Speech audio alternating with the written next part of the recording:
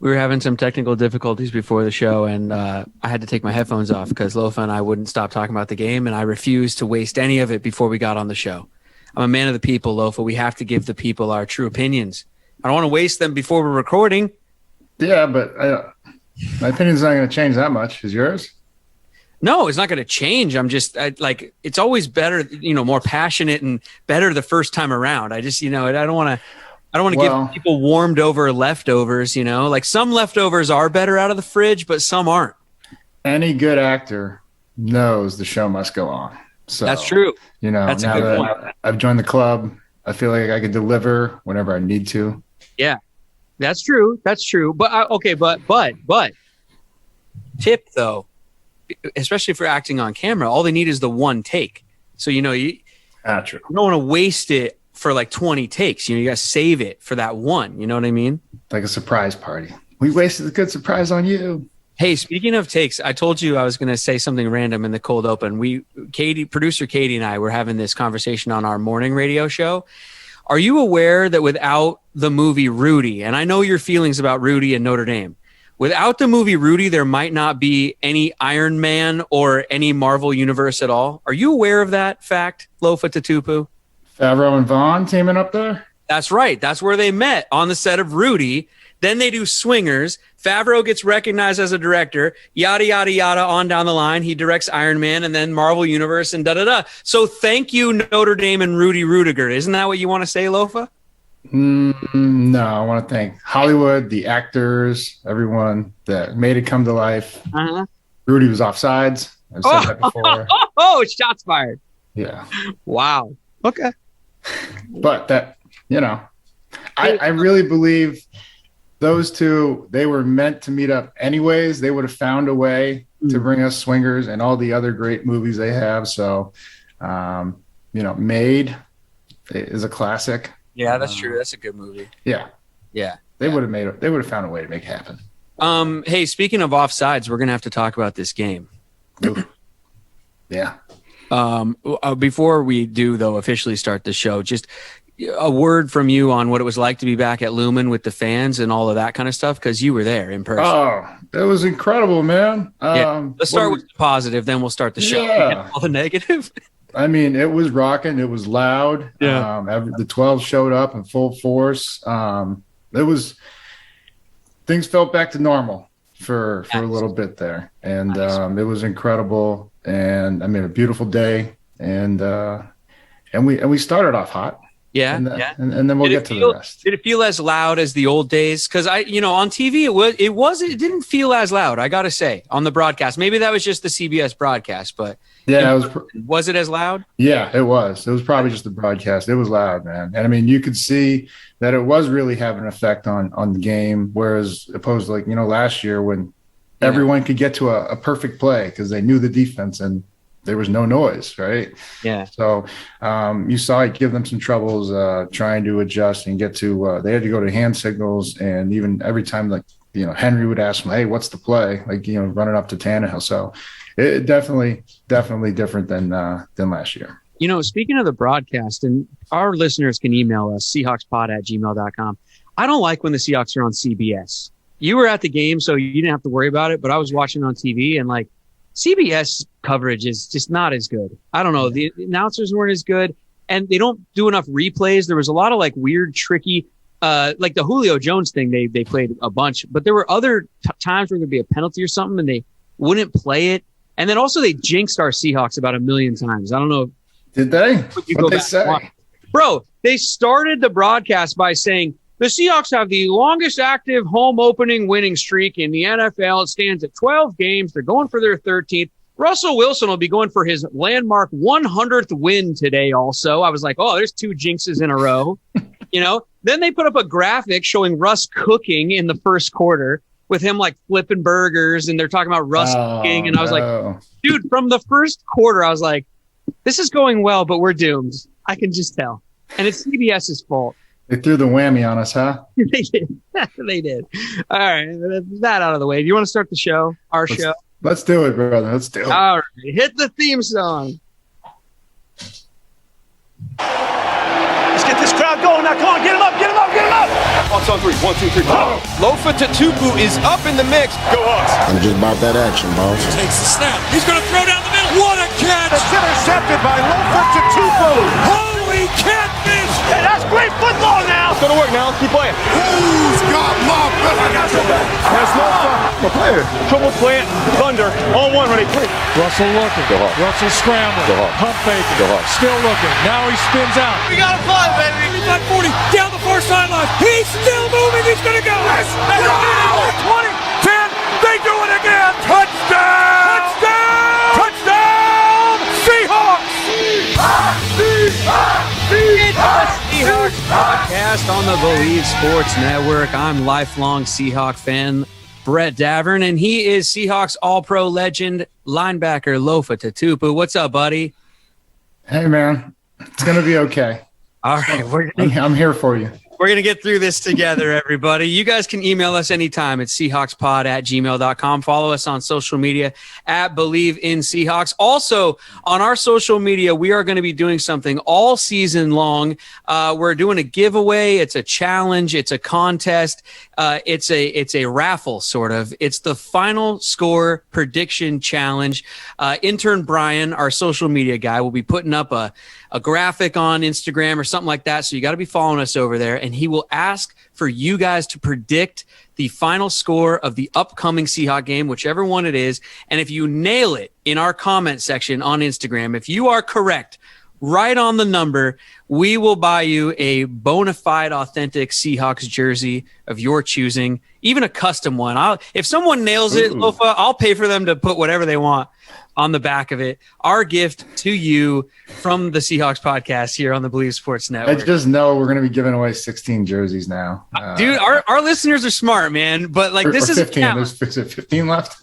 Listen, how many times have we predicted games? We haven't got one right yet, but our listeners. That's we've not even come. Well, I came close last week. I think I had the teams flipped. You came very close, but we'll see how people do out there. And look, we'll try that. We'll try it this week, and if it costs us a fortune, we won't ever do it again. Like 10 people. 10 people hit this in the first week. Yahtzee. Yeah, we'll see what happens. But anyway, very cool. That's cool. On today's episode of the Seahawks podcast, guys, the Seahawks forgot that there are two halves to a football game, and I'm pissed. And we'll see what Lofa has to say. But before we get into all of that, speaking of paying for this thing, BetOnline.ag, our wonderful sponsor, they are back and better than ever. All eyes are on the gridiron as teams go back for another football season. And as always, BetOnline is your number one spot for the pro and college football action this season. They got all kinds of, obviously they got all the odds for you guys over there, but they got over-unders, prop bets, different contests. BetOnline is the number one source for everything football. Head to their website or use your mobile device to sign up for their app today and receive are you ready for this? Drum roll, everybody. That's a one-handed drum roll because I'm holding it. Thank you, producer Katie. A 100% welcome bonus when you use our promo code Lofa. Bleav, BLEAV. Oh, no. Wait a second. Stop the show, everybody.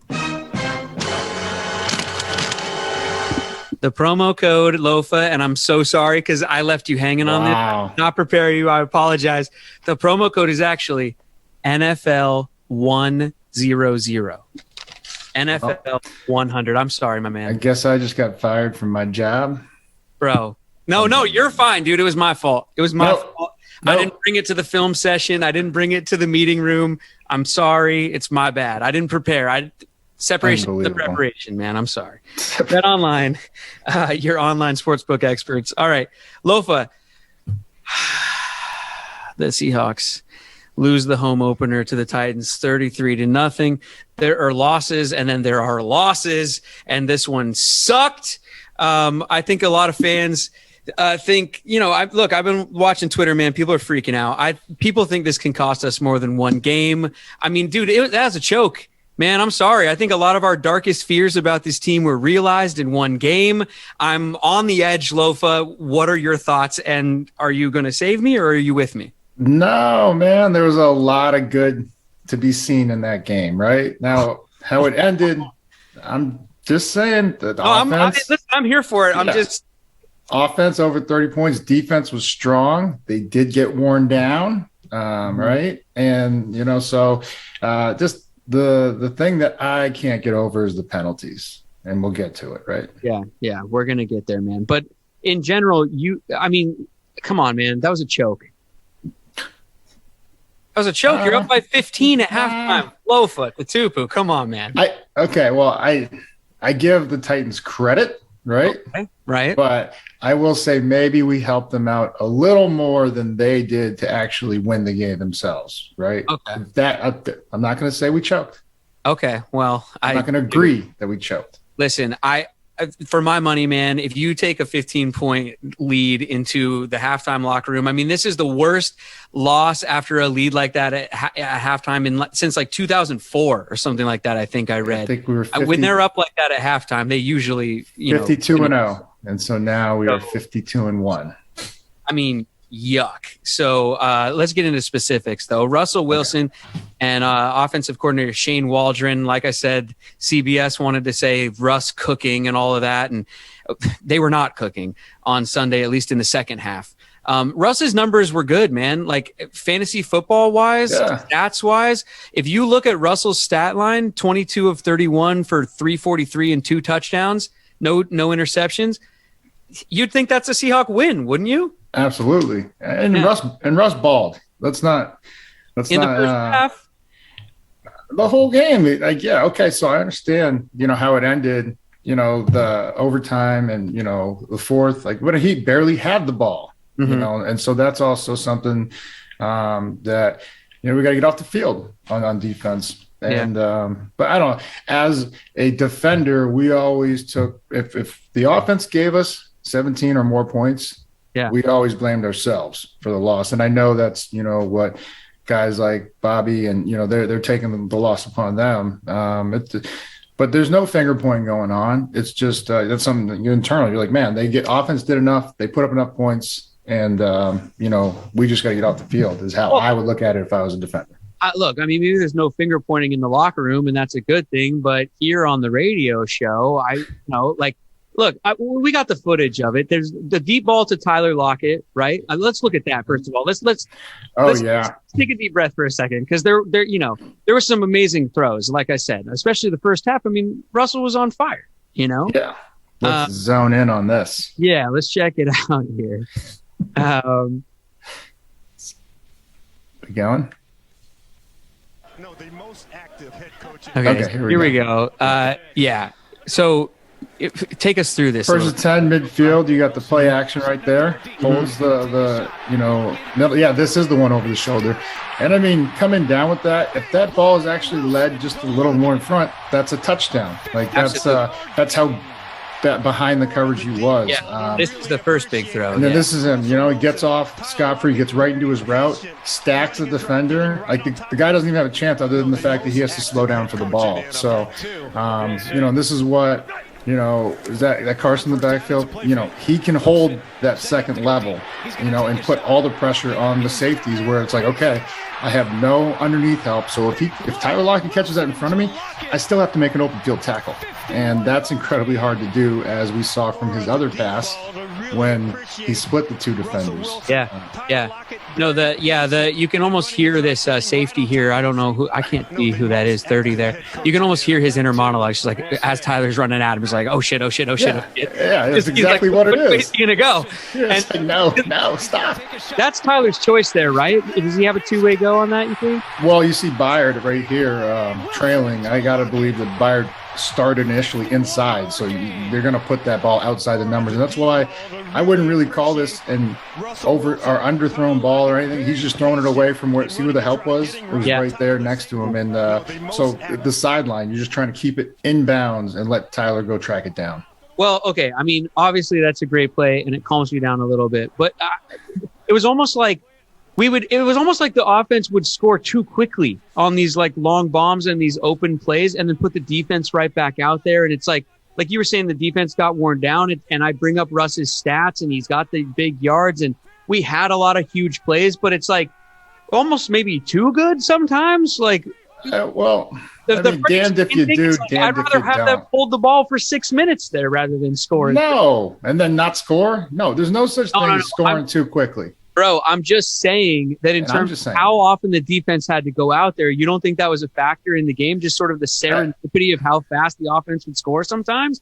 It was weird. We were scoring like every 2 seconds, but for some reason we lost the damn game. Well, if that's a problem, it's a good problem to have. And so what I'm saying is, as a defender, I'm going out there and I'm going to get off the field. How about the 3 and outs in the second half, though? Come on, we got to get into the second half, because in the second half, the offense took I don't know what happened in the second half of the offense.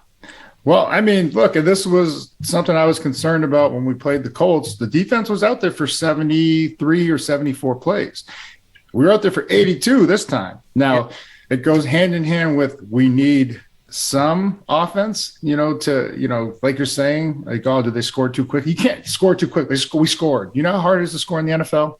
Dude, so as a defender, we have to stop them. And this is where, I'm not saying we shouldn't score or anything like that. I don't want to get any emails from everybody out there going, Brett thinks we shouldn't score. That's not what I'm saying. I'm saying that if you're watching the game as a whole, the timing of when we scored allowed the Titans to keep running the ball and using their play action because they have a bunch of time left on the clock to do whatever the hell they want with it. Very true. But yeah, they did. I think it was 23 or something rushes in the second half. It's like, but that's okay. When you're down by 15, when do you see a team running the ball down by 15? That's the sign of a very confident team if they believe that they can run the ball that long without the clock wearing out. So that also goes with, okay, we didn't get anything going on offense.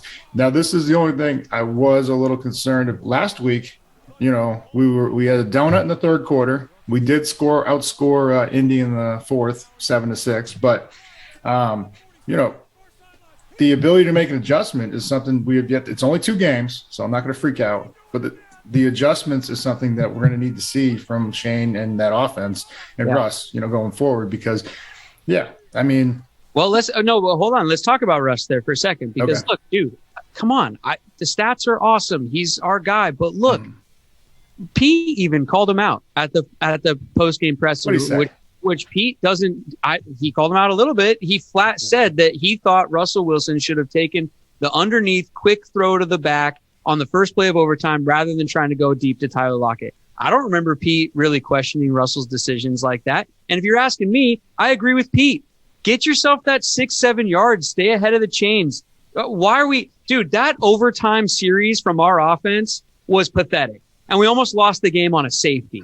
On a walk-off safety because Russell Wilson's retreating 17 yards in overtime when we finally get the ball back. The defense goes out there, does their job, gives you the ball back, and then that's what we get from our offense? Look at the picture of that. So we're just going to dismiss the 2 other Dilfer dimes that Russ threw to Lockett on deep overs when the underneath was wide open? He's the face of the franchise. The narrative is out there that if you give Russell Wilson the ball at the end, he's going to make magic with it, and that was not magic on Sunday. And I'm not just going to be a homer. I got to put it out. I want to take it back to 2 series before overtime where, what did we run the ball 6 straight times? I mean, throw the ball 6 straight times. Where is the run game is the only concern for me.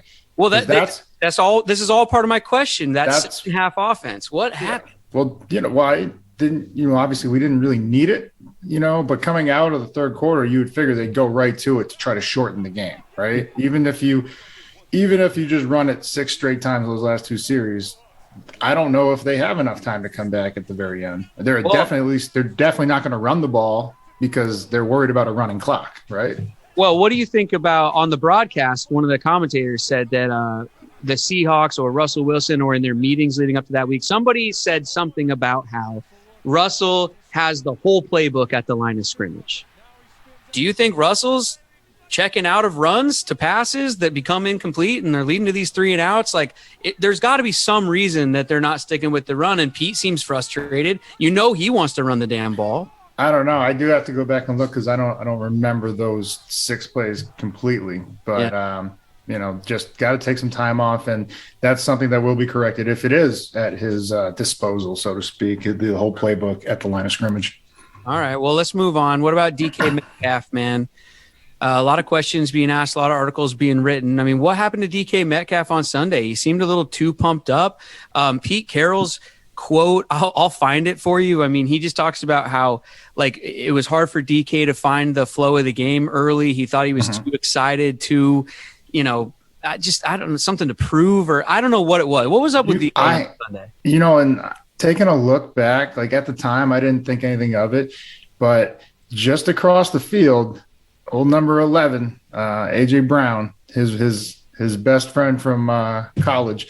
Right. Those are the two of the best in the NFL right now. And Julio's right there too, another guy that these guys look up to. So I wonder if there was something in terms of pressure because, yeah, DK didn't look like himself, but AJ Brown dropped like 3 that he never drops. Yeah, absolutely. Right?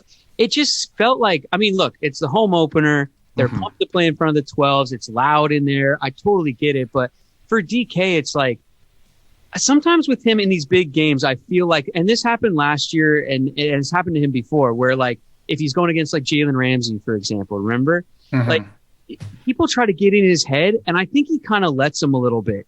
And it's kind of frustrating as a fan because it's like, dude, everyone wants to take a swing at the biggest guy in the bar, And DK Metcalf is the biggest guy in the bar all the time. And he's getting everybody's best shot. And, he puts himself out there. He's got the dyed hair and he wears the crop tops and the pictures of him with the muscles. And you know what I mean? Like, so he kind of makes himself that target, but then he lets them get in his head and it doesn't lead to his best games.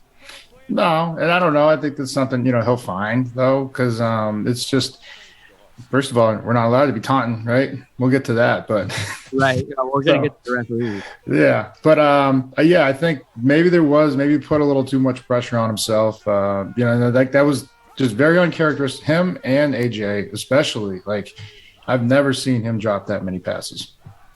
Yeah, he said, Pete Carroll, I got the quote here. He said about DK, he said, I think he was trying really hard early. It happened in both games where he was really trying to find tempo and be competitive and find the competitive makeup of the game. He needed to calm down a little bit. He was a little trying too hard. He was just really working hard. I mean, really working hard. And sometimes it goes too hard. That's such a Pete Carroll quote. Oh, my God. But Pete agrees with me, I think. DK needs to calm down a little bit. And, man, I mean, look, it's his, third year in the league, right? And DK is great. We love DK. But, dude, let's go put in some big monster games and big monster numbers and, play like an all-pro before we just start acting like an all-pro all of the time. And, like, let's not get into these physical stuff on the sidelines and getting flags and unnecessary penalties and holding calls, and let's just go out and set monster receiving number games. You know what I mean? Yeah, I'll get back to it. It's early. All right. Well, that's my bit on DK. How about Chris Carson, dude? Because here's where we talk about running the rock. Yeah. Only 13 carries for 31 yards, and I think that headline right there says it all. WTF, man. I'm with you on that one. That is an absolute weapon, amongst the best in the league. And I believe he's 15 to 20 touches minimum a game. I think that is the recipe for success. And that is what opens up all the throws to DK and Lockett. And so 13 carries, I don't know how many, he's dangerous out of the backfield as a receiver. So he needs to be more involved. He didn't get enough of those, in my opinion. We have to watch Tennessee dump it off over the middle dude, it kills the Seahawks. I don't know why that kills us all the time. But why can't we do that? I don't understand. I don't know. I'll write into Shane and see what's going on. Right in, man. Well, and also Alex Collins, man. I mean, one carry and he gets it 30 yards or whatever. Never hand it to him again. Nah, they'll be expecting it. Let's not hand him the ball ever again. No, but that's what drove me nuts. Is like, okay, try to mix it up and give him some runs. Like, because that would eat up at least 2 minutes of clock in those 2 drives. Yeah, and or waste some timeouts. And I promise you, they don't keep running it because they're going to take some shots because they're like, all right, we got to score one quick. And the fact that they were able to hit a 60-yarder was what, made them confident. Like, all right, let's stick with it. Let's just keep grinding and wearing them down. Yeah. We got to run the ball more, man. I know you agree. If you haven't heard, balance is a good thing, like running the ball and passing the ball. Let's talk about our friends at Balance 7. This is like an opportune time. Thank you, my friend. Balance7.com is where you go to get Balance 7. Use our promo code. Did it change or is it the same? It's the same. Bleav, Bleav. Yeah, to get $10 off their 32-ounce bottle. The bottle lasts 11 days, which is the perfect amount of time to start feeling the pH balancing work. That's the thing. Like, you got to give this thing some time to help balance out your system, get rid of the alkaline, the acid, and all that. Get your pH in balance, man. It's balance7.com. Use our promo code. It worked for us. It can work for you too. Balance7.com. All right. Seahawks had it 4th and 1. Then Jay jumped off sides. My question, Lofa, if you're going to go for it on 4th and 1, to keep the ball, to put the game away, to take more time off the clock, why not just go for it on 4th and 5? You got Russell Wilson. Oh, no, because that's 4 more yards than you needed. And that's like, I don't know, we have to check analytics on that, but I don't know how much harder it is to get that. Look, I understand that it's harder. I'm just saying you pick up that first down there and you basically put the game away the same way Baltimore did to the Chiefs that night. I know theirs was a 4th and 1. Ours became a 4th and 5. You could talk about that if you want to. But I'm just kind of saying, like, you cannot give the ball back to these teams and then play in these prevent defenses and hope to win games late. It drives me insane. And I know it's not exactly a prevent defense, but you know what I mean. Not with that attitude, Brett. Buddy, you got to be able to pick up a 4th and 5. Come on. DK I'm going to let you take this one. From the slot? I'm going to let you take this one. What about the tight ends? Where was Gerald Everett? Where have all the tight ends gone? Yeah. Yeah. Come on. Dissily, where are they? All right. What happened on that 4th and 1? Talk to me about it. I don't know, man. Who knows? Someone got off sides? What are you gonna do now? When it's so much harder to get 4th and 5.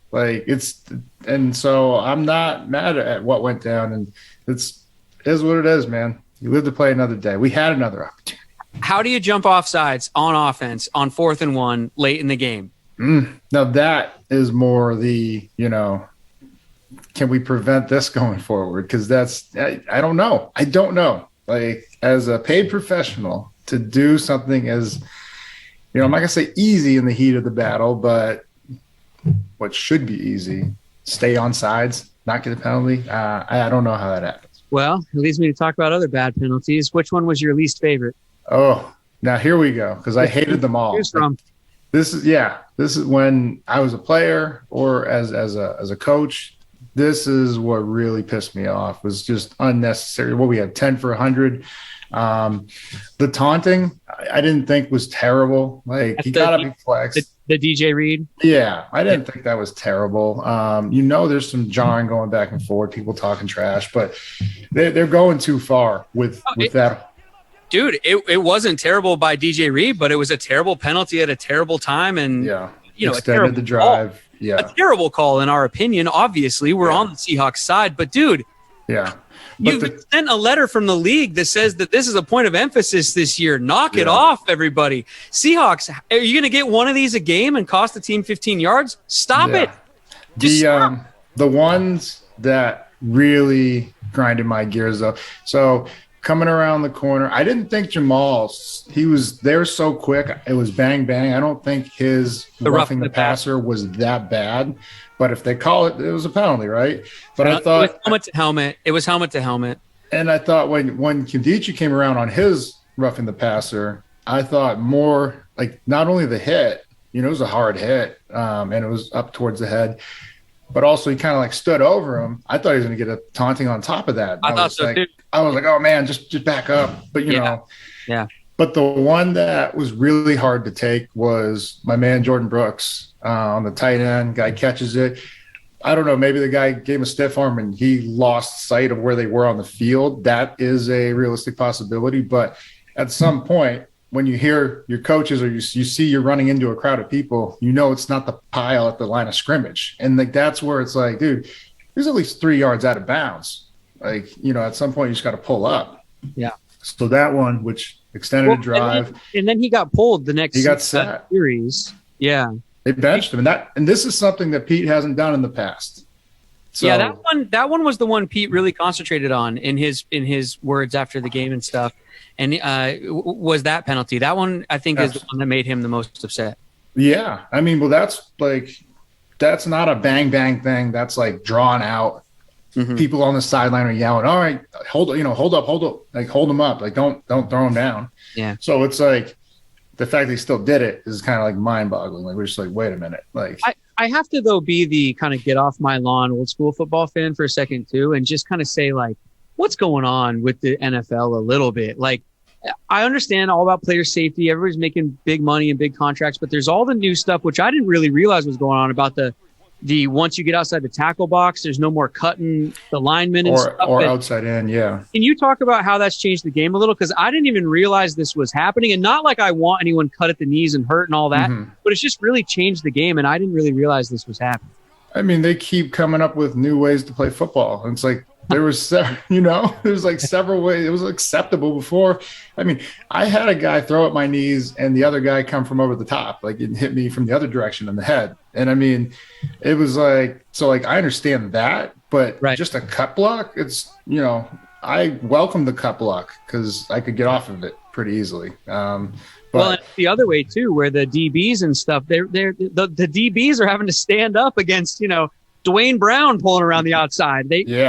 It's a little, I don't know. It's made the screen game. Like, look at how effective that was against us. Tennessee rain and stuff. Tennessee's always been a good screen team, but I know what you're saying. If the big guys don't even have to worry about the secondary coming and cutting them, because that's what, especially when they pull 2 and 3 guys around the corner, you can go take out 2 guys, just split the middle of that wedge, and then now you're going to get a guy or 2 guys on defense to tackle the running back by himself. Yeah, it's changed it up. I don't know. And the taunting thing, the unsportsmanlike, the emphasis on that. Far be it from me, but can I just say, like, these penalties that have nothing to do with football drive me insane. Like, if a guy gets up and throws a ball at a guy or spits in a guy's face or, kicks someone or whatever, we all know what unsportsmanlike and whatever is. Yeah. Getting up and quickly yelling like, oh yeah, as you like, flex. Give me a break. That was not egregious. You're not always in your right mind when you're out there playing. I'm sick of trying to tackle a guy 20 miles an hour. Like, you're not always rationally thinking. I don't want to see non-football stuff decide football games. It drives me Absolutely. Kills me. Let's talk about the one bright spot, though, for me, or one of the biggest bright spots, is our guy Tyler Lockett. We'll just go back to it again. Can we just see it again? I wish we had the other clip. Because Tyler Lockett, I mean, he's just already having a season. Forget about Russ cooking. We need to bury that thing anyway. It's been a jinx for a while now. Let's get rid of it. I'm sick of the national media talking about it. Tyler Lockett is cooking. He's the man. 8 receptions, 178 yards, 1 TD. There's this pass again.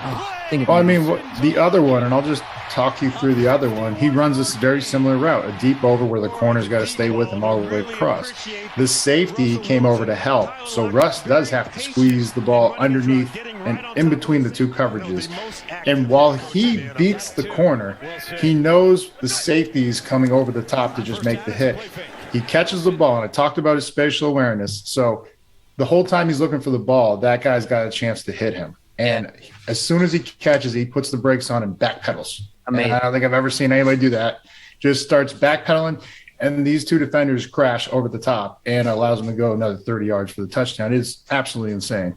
Well, we've talked about how his kind of like mild-manneredness might not get him the sort of like publicity and like national attention that he should get. But, man, he is like as good as any wide receiver in the NFL, if not better. We're so lucky to have Tyler Lockett. I love Tyler Lockett. Absolutely. Back to the live reads, my man. Play Action Sports. Exciting news. Our podcast is partnering with playactionpools.com this season to bring some interactive fun to the sport we love the most.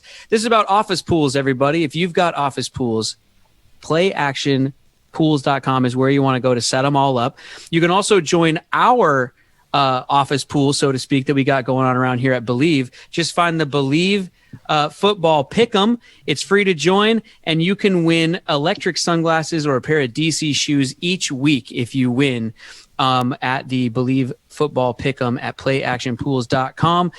So check us out over there, playactionpools.com, your new home for all of your office sports pools. Another bright spot, and we'll get to the defense because we've been talking too much offense. Bobby Wagner, 16 tackles, 4 assists, and 1 monster of a sack. I know we have the video of that. We can get that up and running as you talk about our man Bob. Hey, man, Right? Jacket, man. Yeah, 20 tackles. I mean, franchise record, which I don't know if anybody know. He just only beat his own franchise record of 19. So kudos to my man, Bobby. Is that? Oh, it's at the end of this one. Talking about the play is probably at the end. And I mean, just a true pro in his press conference. You know, they're like, "Hey, Bobby, you broke a franchise record," which I doubt he even knew it was his own, but I did. And so he goes, "Yeah, but we lost." And so that's where, you know, I'm saying the mentality of this team. Oh, there he is, and you don't get to see it, but he comes screaming off a stunt and huge third down, forced a field goal, really got the perfectly. Yeah. You know, thank God we didn't get a taunting penalty, right? He flexed those guns, right? Well, but yeah, but he's running the other way. I think Bobby Wagner can do almost anything he wants, I would imagine. But that third down pass breakup right there was incredible too. Can I ask you though, Bobby? He's the captain, right? Mm-hmm. Captain of the defense. So we talk about some of these silly penalties. Mm-hmm. What do you do as a captain when these kinds of things happen? Is there anything behind the scenes that goes on? Yeah, I mean, you encourage them to, you know, try to play a little smarter before you really get after them. And, you know, like, you got to find out, is this a problem? Is this guy a serial taunter? You know, is he a serial holder? I think it's like you find that out. And then, of course, like, you know, the powers that be, like but you talk to him as a captain, as a leader, and you just encourage him, hey, man, you know, don't worry, get to the next play. You know, let's just get out of this game. And then, you know, Pete will step in and do something, as he did, like I said, when he sat Brooks for a series or two and put Barton in. I'm just wondering if there's anything that happens after the game, though, like during practice the next week. Is there any like, hey, man, let's try to not get so many flags? Is it a meeting room thing? We go over in the team meeting room. Pete will put up, hey, 10 penalties, like, and then like they'll keep a running tally of penalties, what penalties were committed, who committed them, just those things that kind of like, so we can, you know, just keeps us all accountable. Yeah. Yeah. What about, we got to move on here to Trey Flowers. What to do about Trey Flowers, man? Much respect. He's an NFL professional athlete. You know, he's accomplished things that I could only dream of, but dude, it's kind of become a liability out there, hasn't it? A little bit, him at corner. And what are we going to do? I mean, it kind of has, and I feel bad because I know how difficult it is to play in the National Football League, and you know, you just wonder, how is his confidence doing? Like, because I mean, he is a great athlete. He's there every step of the way, but at the moment of impact or the moment of truth, as we used to call it, when a play needs to be made, it's the other guy catching the ball, and so you wonder, and then even. Unfortunately, I think that might have even been him on the long run. You know, it's tough to ask anybody to step in front of that train called Derrick Henry. But yeah. I Bleav that was him that was supposed to pin the hip. Yeah. In real time while watching the game at 2:10 p.m., I texted you Trey Flowers. At 2:36 p.m., I texted you Trey Flowers. I just texted his name. At 3:17 p.m., I texted Trey Flowers, and then at 3:57 p.m., I texted you Trey Flowers, parentheses, Henry run. So, like, just in real time while watching the game, it was just like every time something would happen, it was like, oh, no, there he is again. And like you said, I feel for him, you know, and he knows all eyes are on him, but it just we picked up Sidney Jones, picked up Les Austin. I mean, time to give one of those other guys a chance. Yeah, I think they're just getting them caught up to speed, and, you know, depending on – I don't know if it was like maybe a COVID protocol or what, that they're just getting them in the building and, you know, before they just throw them out there and say, hey, you know, go play cover 3, go play, you know, man coverage. So, well, let's talk about that Henry run for a second. Speaking of Trey Flowers, because I mean, Dude, we were great against Derrick Henry in the first half. He had like 30-something yards and everything was going great. And then he just went off in the second half. Yeah. They were down 15. They continued running it. A total offense, we gave up 538 yards total. Yeah. But we gave up 212 yards on the ground rushing to the whole team, of course. But Derrick Henry had the lion's share of that. And that big monster run, I think we have the clip of it.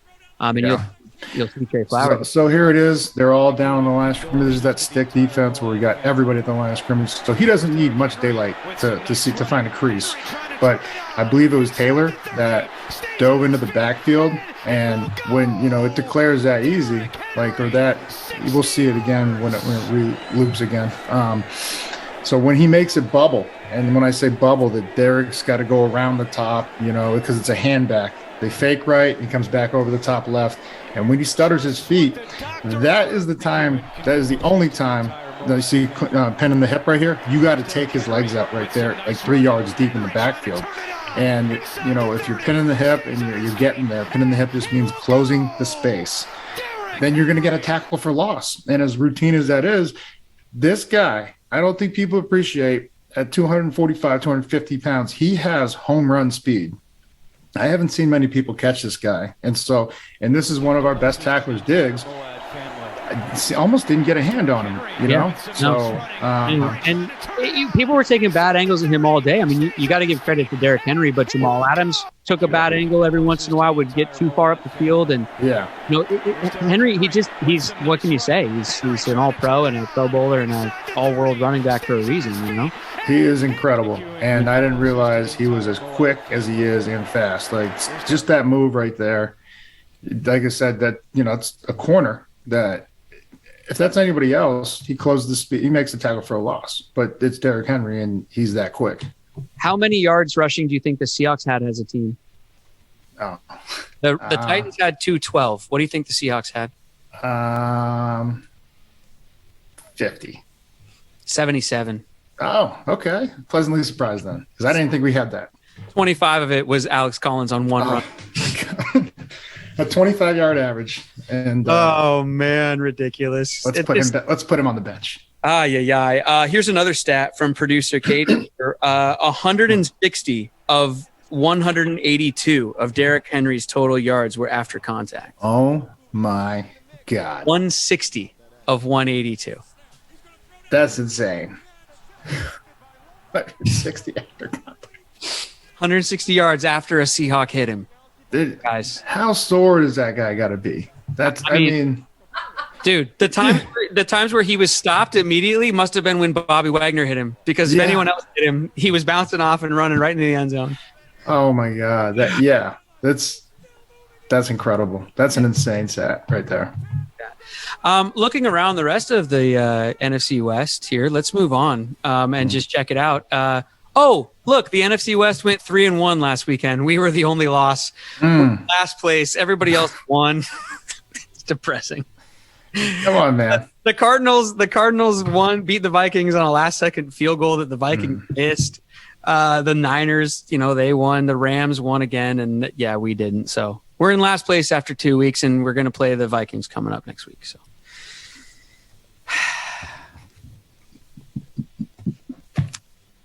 that was our look around the West. Let's move to our Zone In segment.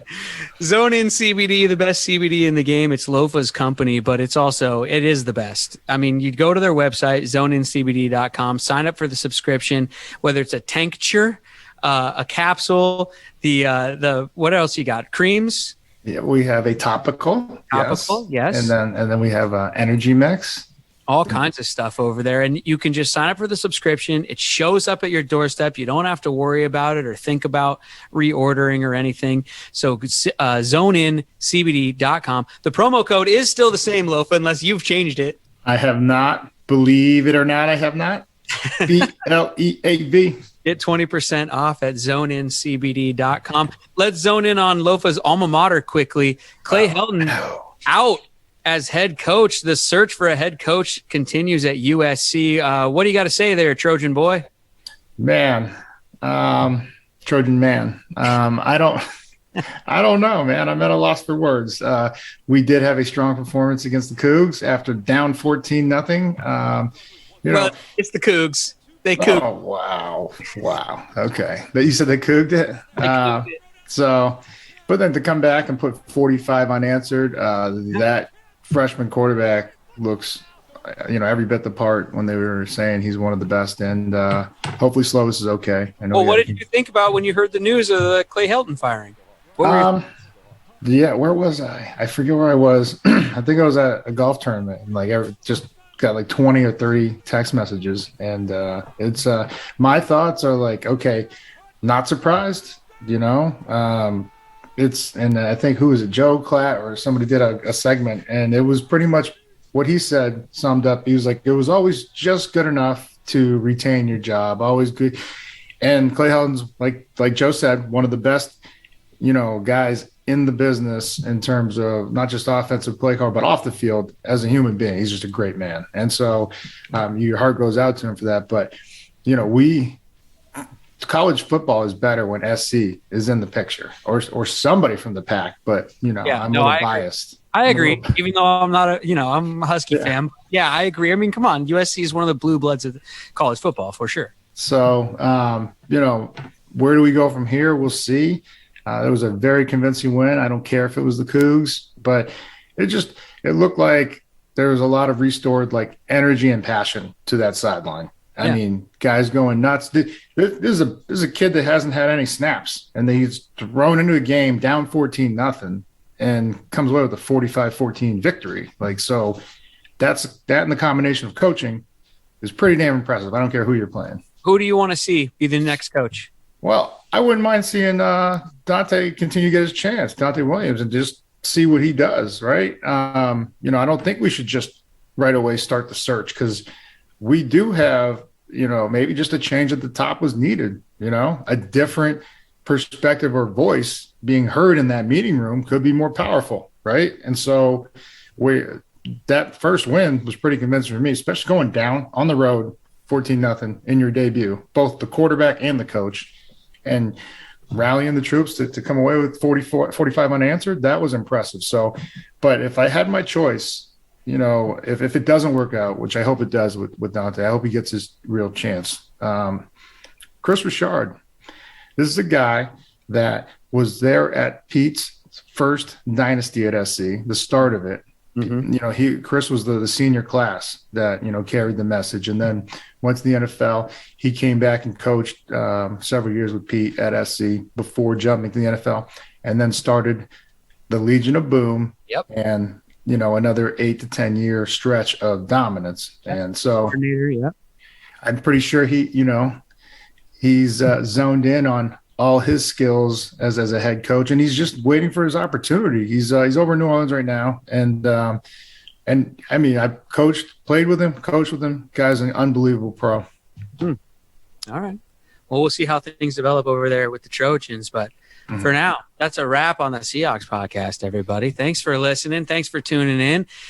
Subscribe, comment, all that stuff. Check us out on our social media at Bleav in Seahawks. We'll get into more about the final score prediction challenge that we're going to start over there on Instagram on the next episode this week, which will be the preview of the matchup versus the Vikings. So we'll see in a couple days for that episode of the podcast. Emails, seahawkspod@gmail.com. Thanks to our sponsors, Bet Online, Balance 7, Play Action Pools, and Zone In CBD. Lofa, break us down. Do we go fight on 3? Do I make you do that? Would you do that? Dude, would you? Both? Listen, our Seahawks need to hear that. Yeah, it was twofold, right? It wasn't just for my guys at SC. I'm not putting two fingers in the air though. You don't have to. I don't know why you guys are always telling everyone you're number 2. It's still weird. I'm not going to do that, but I'll yell out the words if you want. It's almost like the cheetah throwing up his peace sign when he's like, "Yo, y'all losers, I'm out." But here you go. Just put it up in the air. Whether you're a Trojan fan or, a Hawk fan, which this is a Hawk podcast, we do need to fight on right now because it's going to be okay. This guy's not falling. We're going to do the damn thing this week. Fight on 3. 1, 2, 3. Fight on. Seahawks. And Trojan.